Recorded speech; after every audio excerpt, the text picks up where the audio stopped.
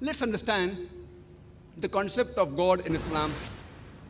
The best reply that any Muslim can give you regarding the concept of God in Islam is quote to you Surah Ikhlas, chapter number 112, verse number 1 to 4, which says, Qul huwallahu ahad.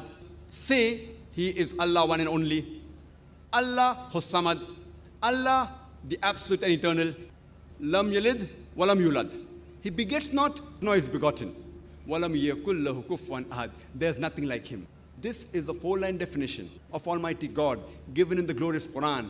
Any person says so-and-so candidate is God, if that candidate fits in this four-line definition, we Muslims have got no objection in accepting that candidate as God. And this is exactly what is also mentioned in the Hindu scriptures, the same 4 points. The first is, Qul huwallahu ahad. Say He is Allah one and only. Same as Chandogya Upanishad, chapter number 6, section number 2, verse number 1, which says, Ekkam evidityam. God is only one, without a second. The second point, Allah Hus-Samad. Allah, the absolute eternal. Same thing which we mentioned in Bhagavad Gita, chapter number 10, verse number 3, that Almighty God is the supreme Lord of all the worlds. Point number 3, Lam yalid walam yulad. He begets not, nor is begotten. The same thing which is mentioned in Swetashvatar Upanishad, chapter number 6, verse number 9, that Almighty God has got no parents, He has got no master, He has got no mother, He has got no father. And the fourth is, Walam yakul lahu kufuwan ahad. There's nothing like Him. The same which is mentioned in Swetashvatar Upanishad, chapter number 4, verse number 19, and Yajurved, chapter number 32, verse number 3, which says, Natasya Pratima Asti. Of Him, there is no likeness. There's nothing like Him. So if any person says so-and-so candidate is God, if that candidate fits in this four-line definition, which is mentioned in the glorious Quran in Surah Ikhlas, or the Hindu scriptures, we Muslims have got no objection in accepting that candidate as God. For example, there are many people who consider Bhagwan Rajneesh to be God. During question and answer time, one of the Hindu brothers said that we Hindus don't believe Him to be God. I know, I never said that the Hindus believe Him to be God. I said some people believe Him to be God. I've read the Hindu scriptures. Nowhere do the Hindu scriptures say that Bhagwan Rajneesh is God. But yet, there are many people who consider Bhagwan Rajneesh to be God. So let us put this Bhagwan Rajneesh to the test of Surah Ikhlas and the verses of the Hindu scriptures. The first is, Qul huwallahu ahad. Say He is Allah one and only. Ekkam evidityam. God is only one, without a second. Was Rajneesh one and only? Was he the only man who has claimed divinity? There are thousands of men who have claimed divinity, and especially in this country of ours, India, we have thousands who have claimed divinity. He's not the only one. But a Rajneesh Bhakt will say, no, he's unique, he's the only one. So let's go to the next test. Allah Samad. Allah, the absolute eternal. Was Rajneesh absolute eternal?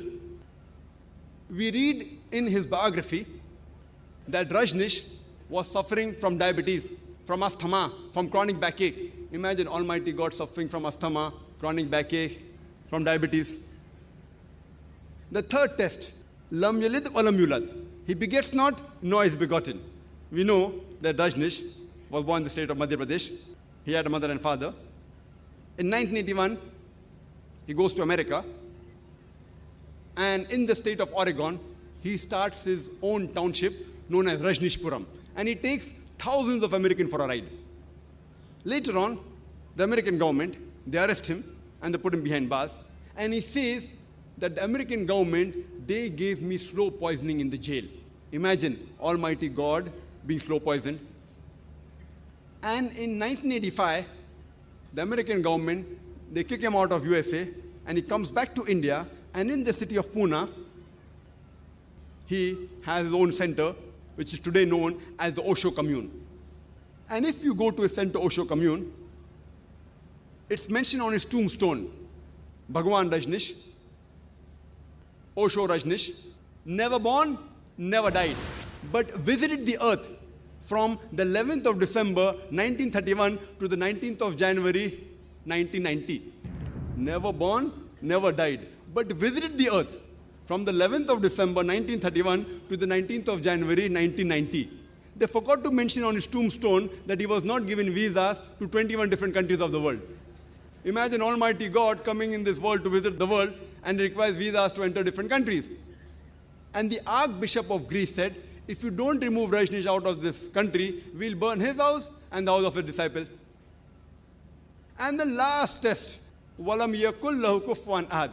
There's nothing like him. It's so stringent that no one besides the true Almighty God can pass.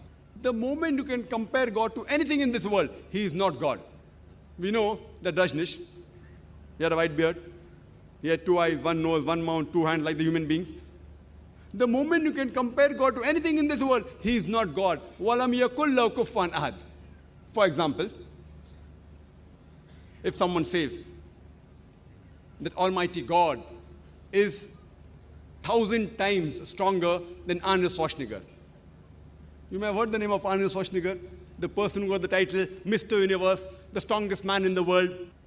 If someone says Almighty God is 1,000 times stronger than Arnold Schwarzenegger, the moment you can compare God to anyone, whether it be 1,000 times or 1,000,000 times, whether it be Arnold Schwarzenegger or Dara Singh or King Kong, the moment you can compare God to anything in this world, he is not God. Walam yakul lahu kufuwan ahad. There's nothing like him. This is a 4-line definition of Almighty God given in the glorious Quran, which we call as the touchstone of theology.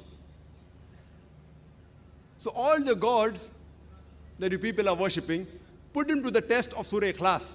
If your God passes the test of Surah Ikhlas, and the Hindu scriptures have mentioned, then he's a true God.